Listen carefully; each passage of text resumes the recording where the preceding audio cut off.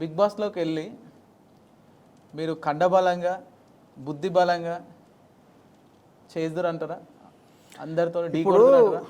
నేను అడవి తల్లితోటి సోపతి చేసినోడిని, అడవి తల్లి ఒడిలో పెరిగినోడిని, అడవి తల్లి ఒడిలో పాఠాలు నేర్చుకున్నాను. నేను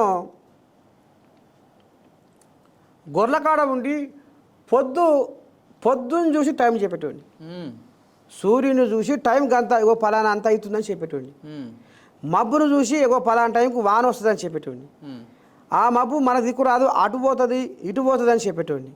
మరి అంత మైండ్ గేమ్ అంటే అంత ఆలోచన గల్లోని అంత మైండే కదా. మరి అంత మెదడున్నోని నీ బిగ్ బాస్ హౌస్లో నీ మైండ్ గేమ్ నేను ఆడలేనా? నీ ఫిజికల్ టాక్స్లో నేను ఎదుర్కోలేనా? ఇప్పుడు నేను గట్టిగానే ఉన్నా కదా మనిషిని. అంటే వాళ్ళకు నా గొంగడి నా గోషి చూడగానే వాళ్ళకు వాసన వచ్చింది.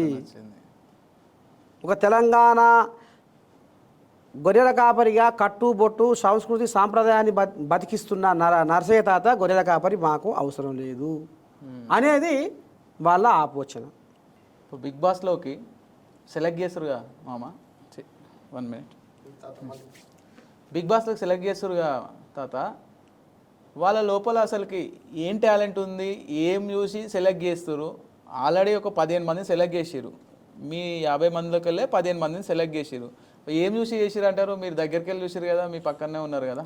చిత్రలేఖకుని కంచెలో కులుకులొలికిన కలికిల చేసిరు, శిల్ప భావన ఉలిబోల నాట్యాల సిగ్గులొలికిన ముగ్ధ మోహినిల చేసిరు, మధురిమ భావాల మైమర్చి పాడిన ప్రణయరాశి ప్రభాత గీతి అంటే ఇక నోట అనకూడదు కానీ ఇక రకంగా వాళ్ళకు గట్ట సంబూరం అనిపించింది.